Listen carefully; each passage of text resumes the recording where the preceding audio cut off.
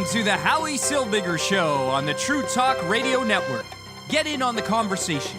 Call 1-877-669-1292. So the attack on Jews in Montreal continues, as two more Jewish institutions were attacked this week.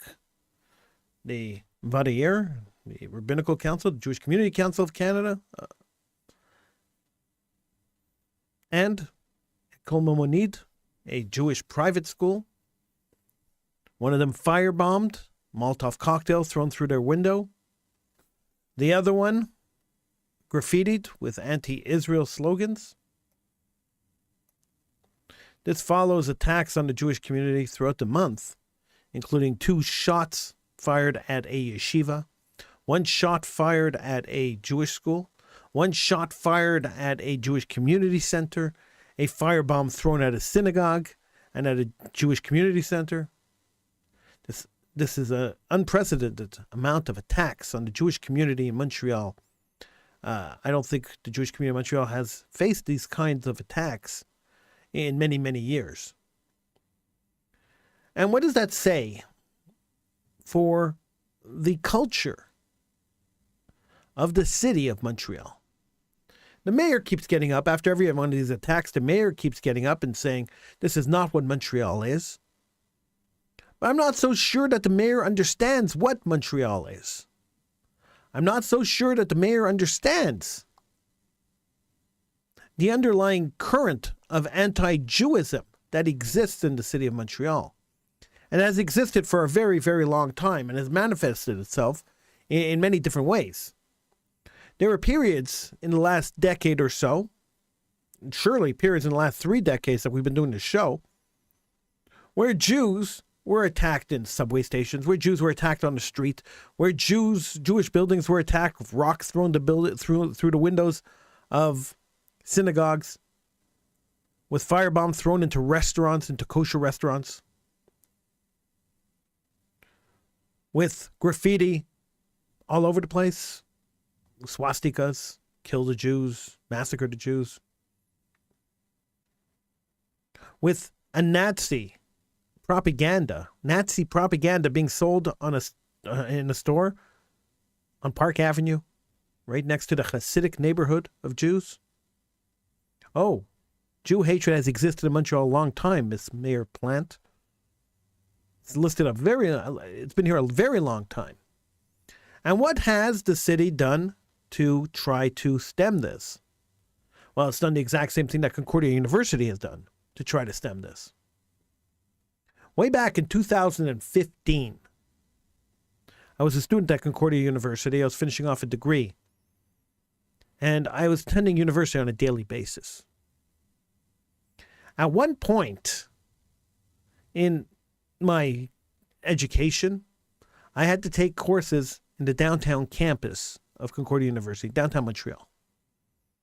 And I walked into the building, and as I walked through the building, I was accosted by a young man wearing an Arabic headdress, a keffiyeh. And he looked at me, and he said, "I'm sorry. You have to take your Jew cap off. You're an Islamic university. You can't wear that in this university." Well, he picked on the wrong guy. I am not the kind of guy who's going to get intimidated. I'm not the kind of guy who's going to rip my kippah off my head. I'm not the kind of guy who's going to do that. He picked the wrong guy. And I looked at him, I said, if you want me to take my yarmulke off my head, if you want me to remove my kippah, then you are the one who's going to have to take it off me. Because either you're going to take it off my live body or you're going to take it off my cold, dead body, but I'm not taking it off. You want it off me? You come and take it off me. And he took a step forward. So I took a step forward. There is nobody who's going to intimidate me. I'm not scared of anybody. And I said, buddy, you have one chance to take it off my head. If you don't get it off my head in that one opportunity I'm giving you right now, I am going to put you on the floor, and I am going to put my knee on your neck, and I will remove it when the police pull me off of you or when you take your last breath. The choice is yours. At that point, he backed off. That night, I posted my story on Facebook. I said, this is what happened to me today. It was a weird day. This is what happened. I got a call from Bill 613, which at the time was a relatively decent news site. They don't exist anymore, but at the time they were a decent Jewish news site. And they asked me if they could print the story on their site, if they could forward the story onto their site. And I said, sure, why not? And they did. And it went viral. Everybody picked up the story. Now, the funny part about this was, this story actually happened. And it was the Jews on campus, on Concordia, who started posting comments on the story saying that I was a liar, that this never really happened. And I made it up. And I was trying to boost listenership on my radio show. Not true at all. I personally couldn't care less how many people listen to the radio show, to be honest. It's not really a motivating factor for me that there are thousands of people listening. I do the show. I'm honest on the show. I tell you the truth. And I hope that you appreciate that, and that's why you listen. But if everybody decided to stop listening at the same time, there's nothing I can do about that. So that doesn't worry me at all. So to try to boost my ratings by faking a hate crime? No, that's not something I'd do. And the question was, why did I not report this to campus security? Why did I just walk away? Why didn't I report this? Why didn't I make a big deal about this on campus? So I'll tell you. After the report came out on Bill 613 the next day, my phone rang about 9 o'clock in the morning. It was Yisroel Bernath, Rabbi Yisroel Bernath from Chabad NDG. He's the chaplain of the university. He's the Jewish chaplain of the university. And Yisroel Bernath called me and said to me, Howie, I heard what happened. I read it on Bill 613. And I'm begging you, please do not report this to campus security. Do not file an official complaint. Because if you file an official complaint, he said, then you are putting other Jews in campus in danger because they will be attacked by the same kind of people that attacked you. And they may not have the same resolve that you had to stand up to their attackers. And other Jews will be victimized if you report it. The retaliation is going to cause more attacks. So please do not report it. I will set you up, he said, with a meeting with the dean of students where you could discuss the issue of anti-Jewism on campus, of anti-Semitism on campus, he said. And he will deal with the problem that you're dealing with without filing an official complaint. I thought it was a little cowardly. I was ready to file the complaint. I thought it would be interesting to file the complaint and have security investigate the incident and catch the perpetrator, who was probably a Concordia student.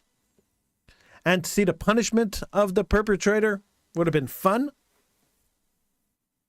Would have been a little bit of poetic, a little bit of justice. But for whatever reason, and I'm still not sure what it was, I listened to Rabbi Bernath and I did not report the incident. But true to his word, Rabbi Bernath set up a meeting between me and the dean of students.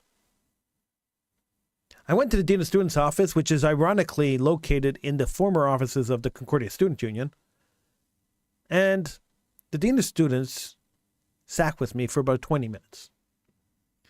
And in the time he sat with me, he assured me that he would be working with Chabad of NDG, with Rabbi Bernath, the chaplain of Concordia. And they would put together some kind of a program which would promote a reconciliation between Jews and Muslims. It would be some kind of a unity program. And that would be forthcoming very soon. So that if we educated everybody about different religions and if everybody understood each other and everybody hung out together, incidents like the ones that happened to me would never happen again at Concordia. And it was actually a half-decent idea. It was half-baked, but it was half-decent. And I said, sure. Okay. I said, if you want me to be involved in the organization of it, I would be more than happy to volunteer my time to organize an event which would bring together all the communities of Concordia and which would allow a reconciliation and maybe foster some kind of peace between the groups at Concordia. He said, I'll be in touch. That was in 2015. We are now in 2023. And I'm still waiting for his call. So this problem of anti-Jewism in this city has been around for a very, very long time. In 1990s, when I was at Concordia, in the late 1990s, the same anti-Jewism that existed then still exists today. We called it Gaza U then. It's still Gaza U today. Now, I don't begrudge people from the Middle East coming to Montreal to learn in a decent university. That doesn't bother me. I don't begrudge any student who wants to better themselves, any person who wants to better themselves through education. I don't begrudge that either. And if a certain group of students decide, a certain group from a community of students decide that they want to go to a certain university, I'm good with that too. That doesn't bother me at all. I couldn't care less what the percentage of students of any nationality at any university is. It's irrelevant to me.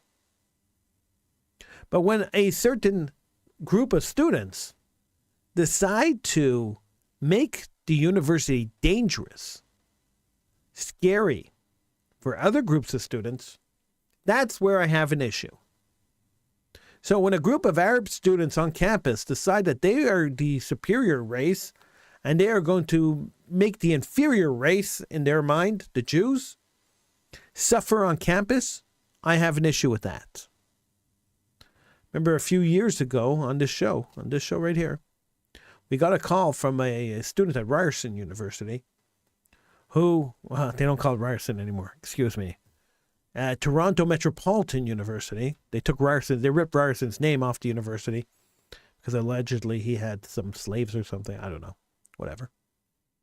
But a student at Ryerson called and told me on the air, in the middle of a phone call, it was a cold phone call, I didn't set it up, told me that she was a member of Hillel on campus and that Hillel had to do all their activities inside in a locked room for fear of being attacked because they were doing Jewish cultural activities on campus. Now, the anti-Jewite that exists on university campuses, the anti-Jewite that exists in our society, the anti-Jewites that stand in the streets and yell from the river to the sea, Palestine will be free, all believe in the exact same thing. It has nothing to do with the liberation of Palestine. It has nothing to do with the Arab-Israel conflict. It has nothing to do with politics at all. The people standing in the street and yelling and screaming for the death and the gassing of Jews, the people standing in the street and applauding Hamas, who committed a genocidal attack against Jews on October 7th, massacring people, cutting their heads off, burning their bodies, killing babies, and then kidnapped, took hostage men, women, and babies. The people supporting them in the streets and calling it legitimate resistance. Kidnapping a 6-month-old baby is legitimate resistance. These are the anti-Jewites. These are the Jew haters. And they live amongst us. Nobody in Germany thought that the Nazis' ideas of destroying the Jewish people would come to fruition. Nobody in Germany dreamt in the early 1930s that they would, in just a few years, turn in their bosses, their neighbors, their friends to a genocidal organization that eventually murdered them. Nobody dreamt in the early 1930s, late 1920s, and the early 1930s that this is what would happen.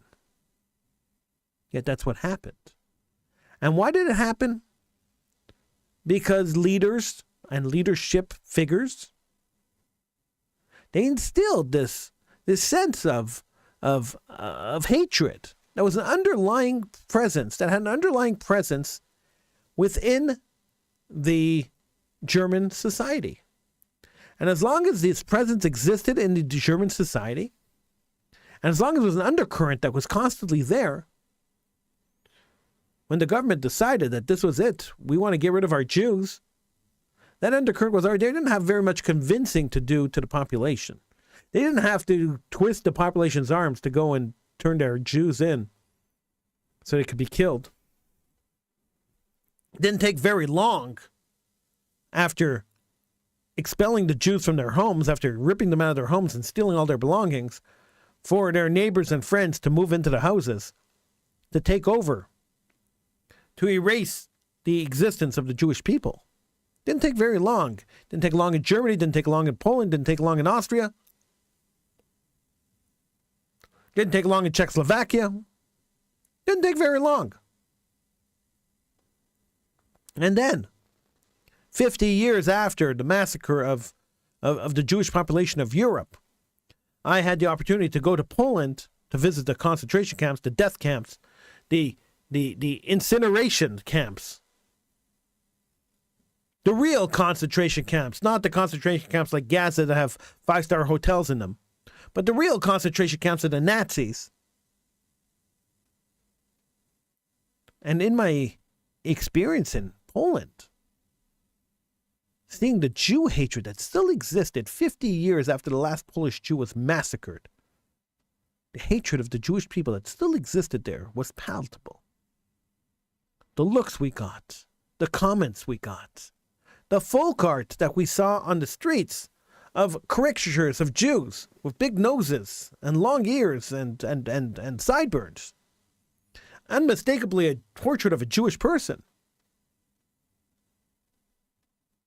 In a country that hadn't seen Jews in substantial numbers in over 50 years. That hatred still existed. So if there's an undercurrent of hatred towards the Jews, and which there is pretty much around the world, this is a common theme for the Jewish people. This is how our history has evolved, and this is how the diaspora of the Jews has rolled for thousands of years.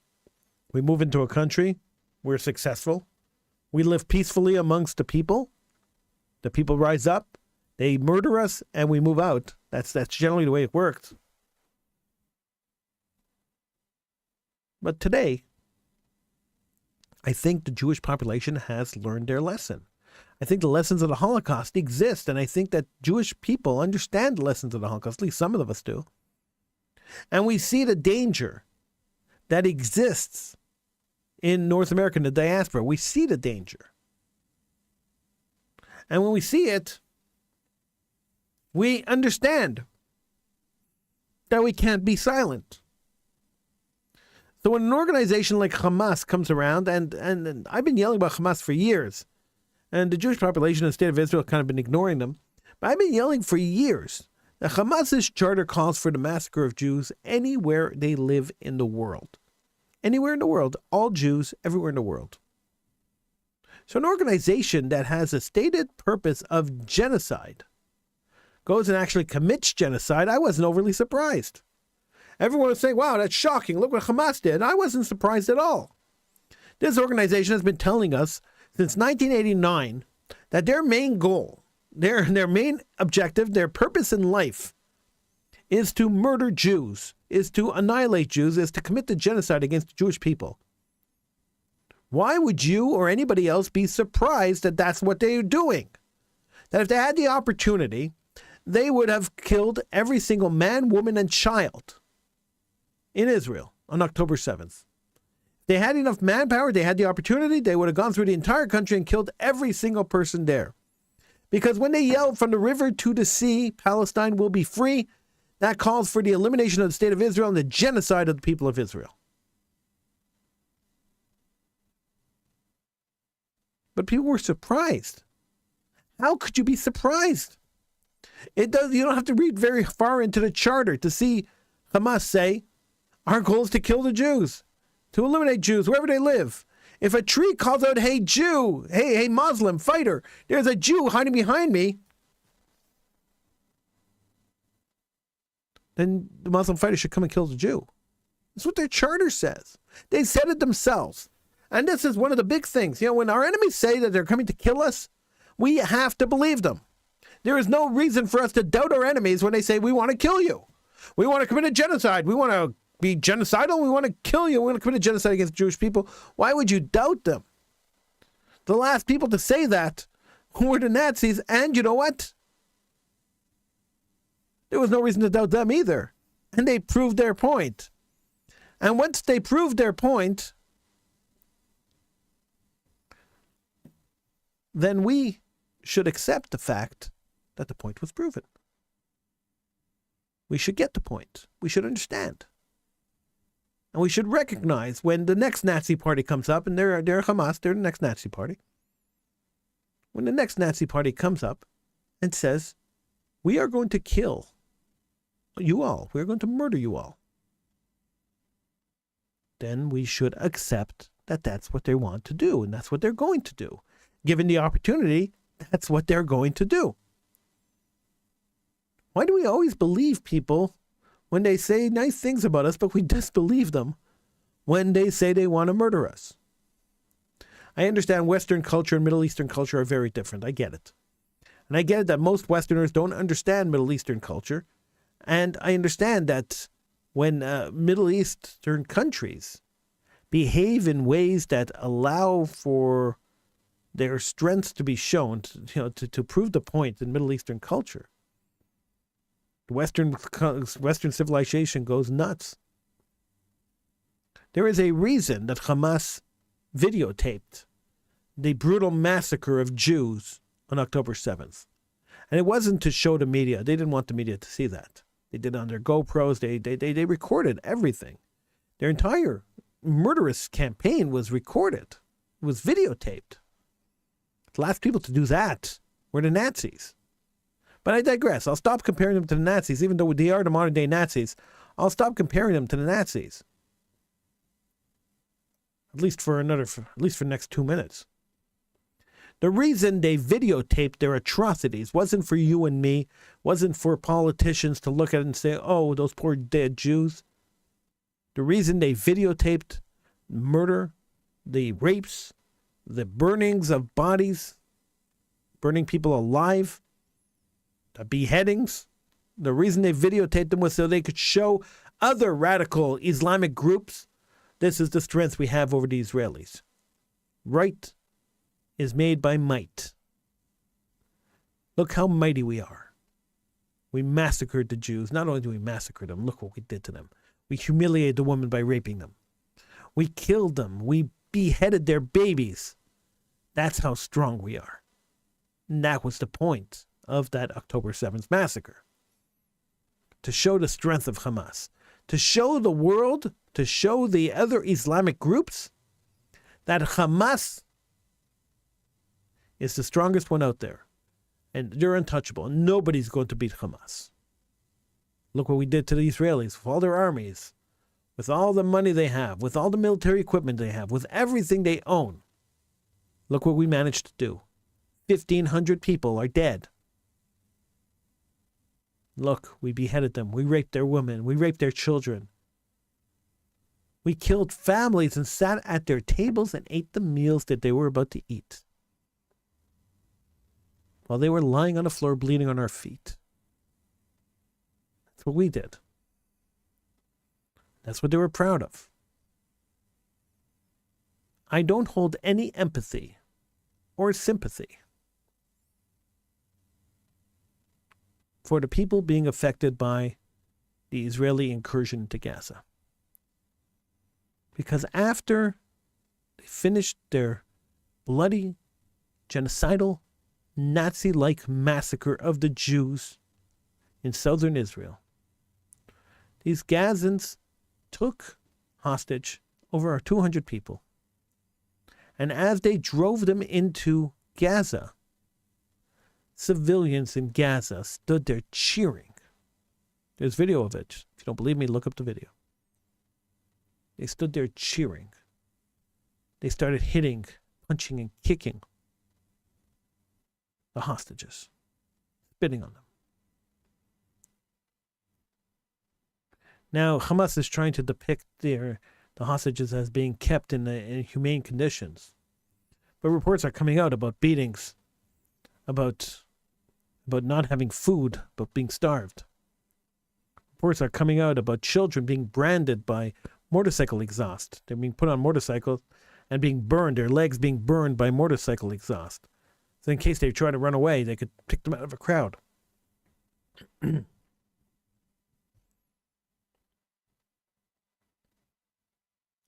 It is so sickening. It's unbelievably sickening. Reports are coming out that United Nations relief workers were holding hostages in their homes. That teachers working for the United Nations were holding hostages for Hamas.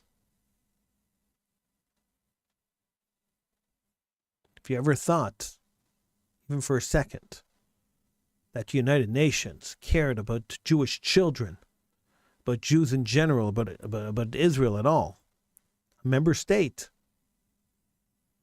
just remember that employees of the United Nations living in Gaza were holding Israeli babies hostage.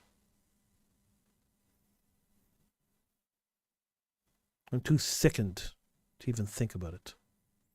Thank you for joining me. I'm Howie Silbiger. I'll see you again next time right here on TrueTalkRadio.com. I invite you to email me. You want to talk to me, email me, Howie at TrueTalkRadio.com. Love to hear from you. I answer all my emails, so if you send me an email, I'll answer you. Till next time, have a great night.